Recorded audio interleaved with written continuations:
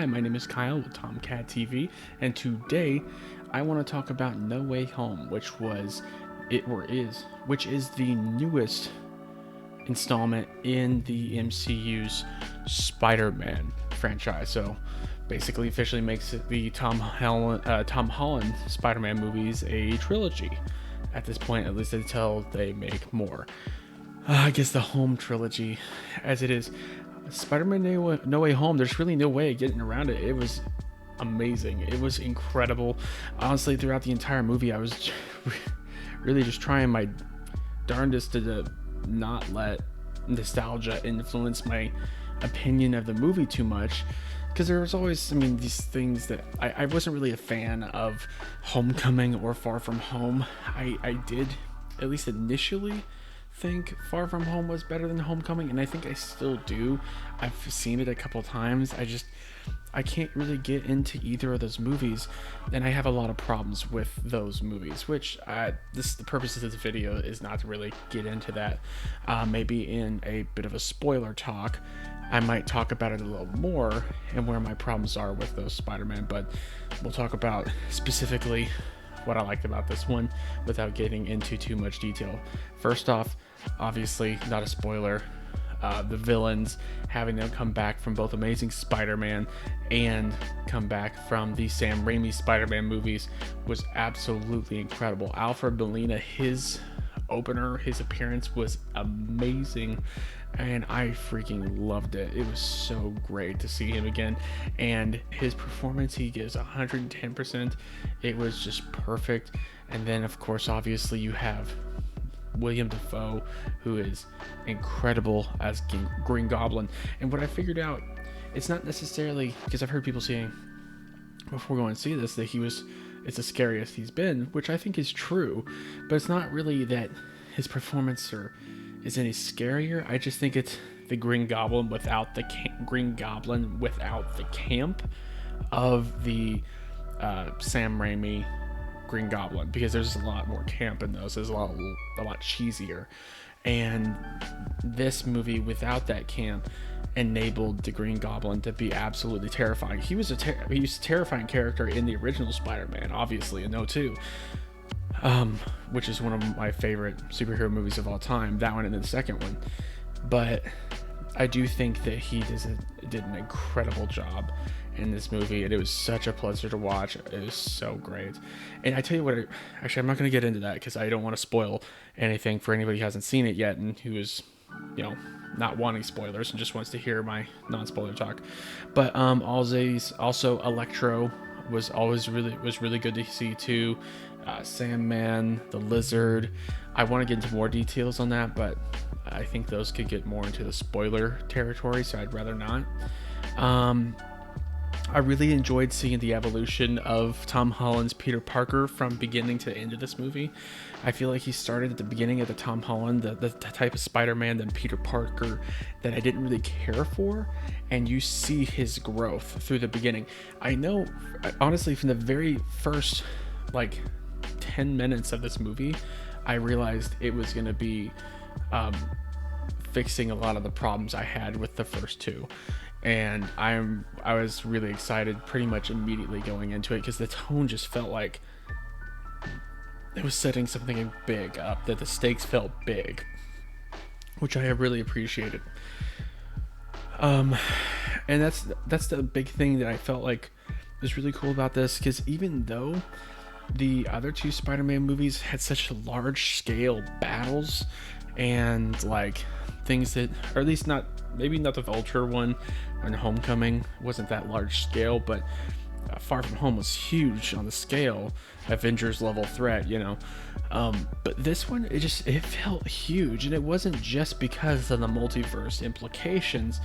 It felt huge because of the risk to Spider-Man's life and the lives of people that he cared about. And that's what's good about Spider-Man, is the acknowledging of what his power and his responsibility, that burden that it puts on his family and friends, and his responsibility to protect them from that. Because it's not just a responsibility to save the people out there and to rescue them from bad guys and to stop crime and all that. It's a responsibility to his family as well and his friends. So I really appreciate that, and I really appreciate that being highlighted in this movie, which I don't think that's spoilerific or anything. But it was just really, honestly, a joy to watch. There was many times in this movie, whether it was from joy or just pure emotion, that I teared up just because it was so well done. Anybody who's seen the movie, who's watching this video, knows exactly what I'm talking about. And I'm going to try to keep this fairly short. I just think that it was very well paced. I will say, actually, I want to get into some negatives real quick here. It's kind of some of this normal stuff I didn't like. I don't want to get into this too much because there's different arc things for certain characters, obviously. But the very beginning of this movie, it's one of the things, it highlights one of the things that I did not like about this Aunt May. Anybody who's seen it knows what I'm talking about. It just didn't feel like Aunt May at the beginning. I liked Aunt May more towards the end of this movie than I did at the very beginning or in the other two movies. Because, I mean, she has a very clear purpose as it goes through, which anybody, I think, who's seen it knows what I'm talking about. And you will whenever you see it. Now, I still don't care for Ned, really. I don't think Ned really has any purpose, honestly, other than minor services and being Peter's friend. But honestly, I don't think this movie would be any different if Ned did not exist at all. I think that if Ned wasn't there at all, nothing would change. And I think that's just a sign of a character that just doesn't need to even be in there. That's just kind of a waste of time. Like, he had some funny stuff. He made me laugh quite a few times. But it feels like a character that just really does not serve the story. It just feels like he's shoehorned in. Who knows? I'm hoping they're setting up things for a future with Ned or something like that, because I know he's in the comic books as a certain character, which I don't want to spoil for anybody who doesn't know that. So I'll leave that alone unless they look it up themselves. I will say that for the first two Spider-Man movies, I know Homecoming, I was a little mad that they threw some sort of weird bait and switch with MJ not even being MJ as I know it, which it is what it is. So I didn't really like Michaela or MJ in Homecoming. I liked her a little better in the second one because she seemed like a little more vulnerable and wanting to be close to Peter and all that stuff, and I appreciated that in Far From Home. This movie, I really did grow to actually like her and think that she's gonna serve that purpose as MJ a lot better than the other two previous movies, which I really was happy about. So I like her a lot better in this one. And I don't know if I mentioned it, I think I did, but Tom Holland, his performance in this movie was his best performance out of all his Spider-Man movies and Avengers movies. Part of my problem with a lot of those is that his performance in those, it's not that he's a bad actor, he's a fantastic actor. I really like Tom Holland. It's just that how childish he comes off. It's something with Peter Parker is, in my opinion, from what everything I see in like comics and cartoons and stuff, yes, he's a kid, but it's something to where he's a kid who knows his responsibilities and acknowledges them. Which again, I just don't feel like I really felt that a whole lot with Tom Holland's Spider-Man. I think that it's something to where he does have a lot of growth in this movie, and by the end of this movie, I really like him as Spider-Man, and I want to see more of him as Spider-Man. And so I really appreciate that. I was really happy about that. So overall, it was such a fantastic movie. I think the arcs for all the characters, other than Ned, I liked. I think that most of the characters became better as the movie went on. I think the villains were interesting and added a lot of layers, I think, to the villains as we know them, and it gave them some interesting kind of conclusions to their character arcs, and some of them So I really like that.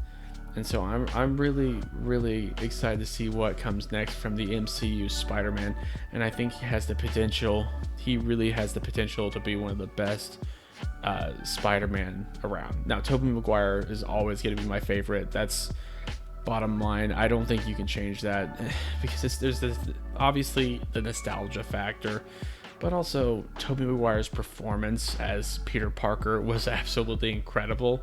And I always love the one-liners he has as Spider-Man.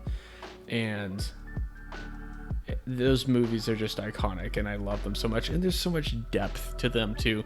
And that's another thing.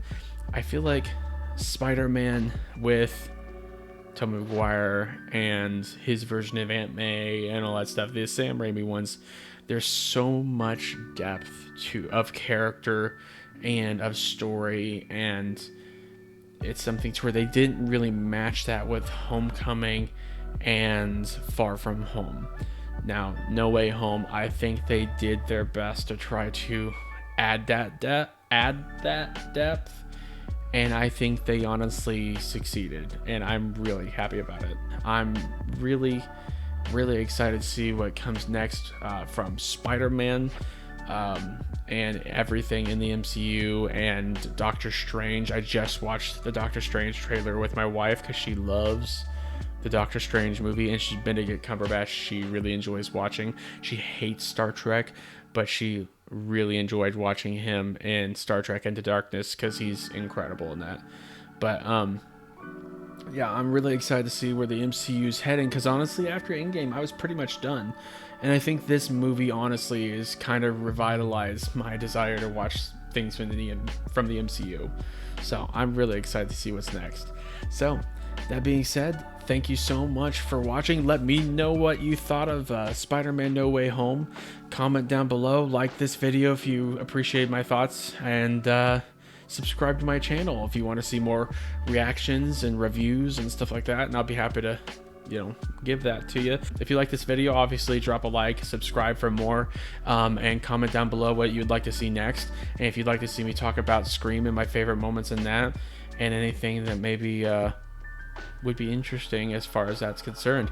And keep an eye out for my spoiler video, our spoiler review for Spider-Man No Way Home, because I'm about to record that immediately after stopping this video. So thank you so much, and I will see you in the next one.